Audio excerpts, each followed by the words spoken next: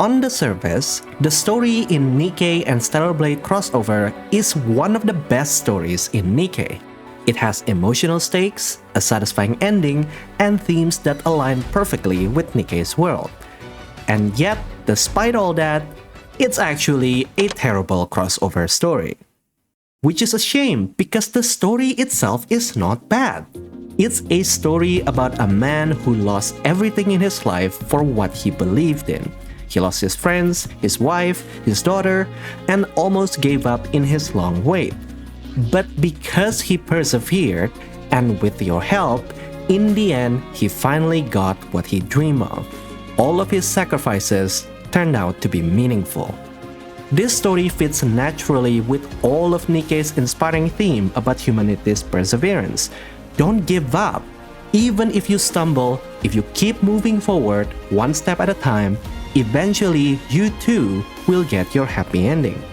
There are also great moments in the story, like Privati's arc, where she turned from a government lapdog to someone who is willing to risk everything to do the right thing. These executions are great. I genuinely like this story. But in case you haven't noticed yet, this story has one fatal flaw, and that is, it isn't about the characters from Stellar Blade at all. Eve, Adam, Lily, and Raven were just cameos who just happened to be there. You can easily strip them out from this event, and the story would still work just fine. To be fair, that is not an uncommon way to do a crossover. Many other games, movies, or anime have done exactly that. But to me, it still feels very disappointing.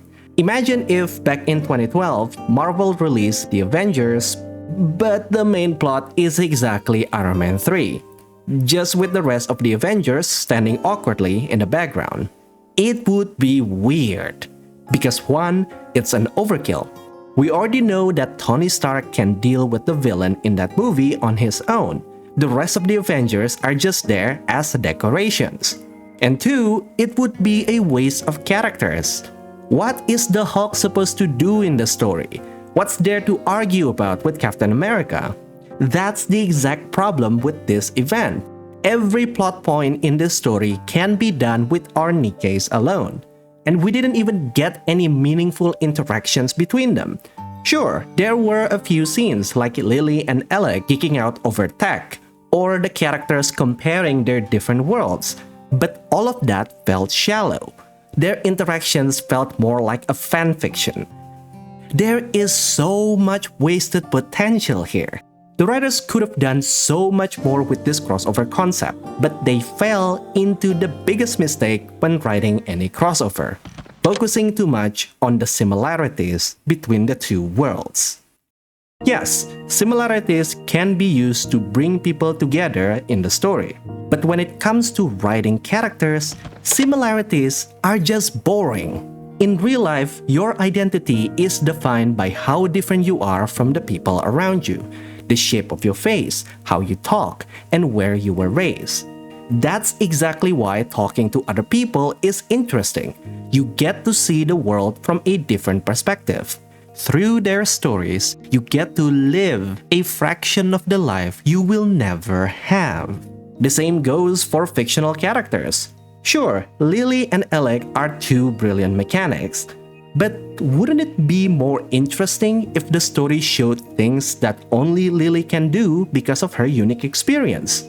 Sure, Rappy and Eve are competent main characters, but it would be so much more compelling if we saw their different beliefs clash when it comes to mission objective. Because when you have differences in characters to play with, you can start writing a more interesting plot. You can write it as a benefit in teamwork or as a detriment in conflict. In both scenarios, the differences can be used to drive the plot while also revealing who they are as a character. For a good example, let's look at Civil War. This crossover worked because these two main characters had gone through different story arcs in their respective movies. Tony Stark started as a selfish genius who then took responsibility for the impact of his creations.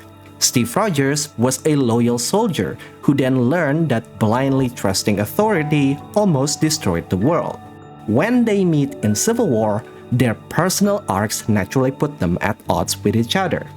Just by setting these character dynamics at the start of the story, the whole plot basically writes themselves. The story can explore how their past experiences form their personal beliefs, and keep asking the audience which one of them is correct. And if you do it right, the ending will feel much more impactful than if everyone just agrees about everything from the start, like in this Nikke crossover event. Now, I'm not saying that every gacha game crossover should be Civil War, but we can still adopt some of their plot points. All of this is about turning character differences into opportunities for character growth. They don't need to become enemies. Maybe Rappi and Eve work well together, but disagree about trusting their superiors. Maybe Eve trusted her superiors blindly, fully believing that they could not make any mistake, while Rappi was more cautious and as a result, slowed them down in the mission. This is just one example. The key is to have the plot highlight a difference in their character, and these differences must come as a result of the stories in their respective games. Alternatively, you can use cooperation. Maybe those differences didn't cause conflict, but rather help them solve a problem that neither of them could have solved alone. In this case, we try to highlight their past experiences and use them as a way to help the other character. Since Eve is an idealist, perhaps Rappi can have a scene where she stops her from blindly trusting an NPC, or stops her from walking into an obvious trap. Again, the key is to highlight their differences as a feature in the plot itself. On a side note, the main problem I have with Eve is that she's just nice for the sake of being nice. That is the biggest sin in writing a flawless good character. For this trope, you either need to give them a reason to be nice, or show that being nice is difficult. Ideally, both. You can easily do that with flashbacks, or keep having Eve being taken advantage of time and time again. If you don't do that, then she's just another generic good character. And this is why I find Raven to be a more interesting character. Her interactions with Calm told us more about her origin and understanding of her character in a way less screen time.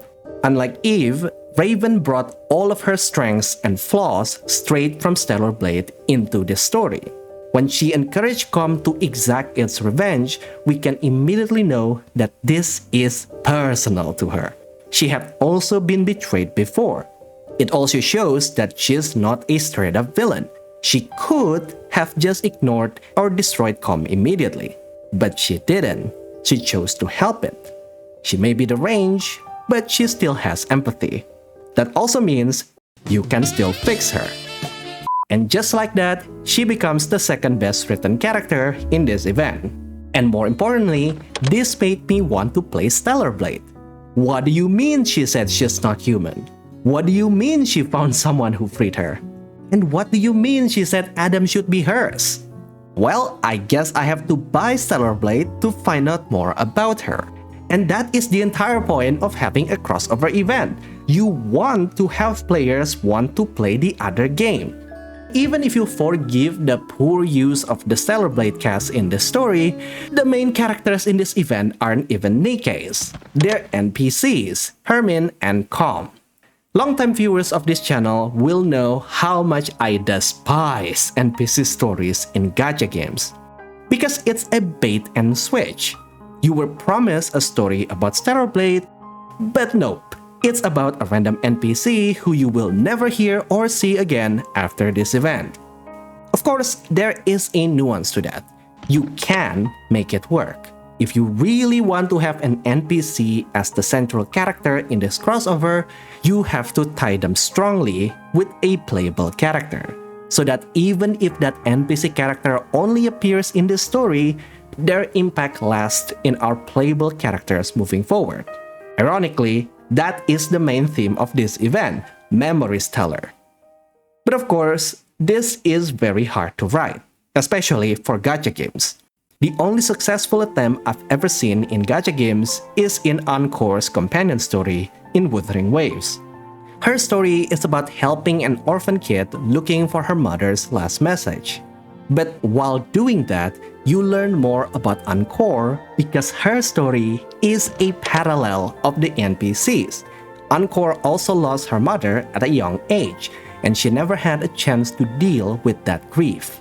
So by the end of the story, when that NPC girl found her closure, Encore also got her closure. That is how you write a beautiful NPC story. The key is to make the NPC's conflict personal to the playable character. Hermin could have been someone connected to a Nikke, maybe a mentor, an old friend, or even someone from Stellar Blade's world who got pulled in. Or maybe Hermin's story is a reflection of a playable character. Again, the key is to make helping Hermin and Calm more than just because it's the right thing to do. I'm not saying this example is how they should do it, but I think it's a better approach in writing a personal story that the players will care about in the long term. Because at the end of the day, we don't spend money on NPCs or lore. We spend money on characters. Any random NPC stories will be forgotten very quickly. But anything that the story does for a playable character's growth is going to be remembered forever. At the end of the day, the real test of a crossover event is simple. Did this event make you want to play Stellar Blade? If your answer is no, then no matter how good the story was on its own, this event failed its core purpose. And I think the writing direction plays a big part in that failure.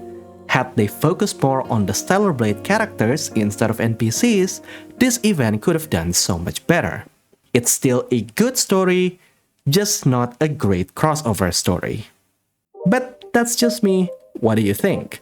Do you think this crossover story was fine? Or would you prefer a deeper dive into the Stellar Blade characters? More importantly, does this event make you want to play Stellar Blade? Please do let me know in the comment section down below. I always reply to everyone in my comment section, and I would like to know if you have any other gacha crossover events with a better story.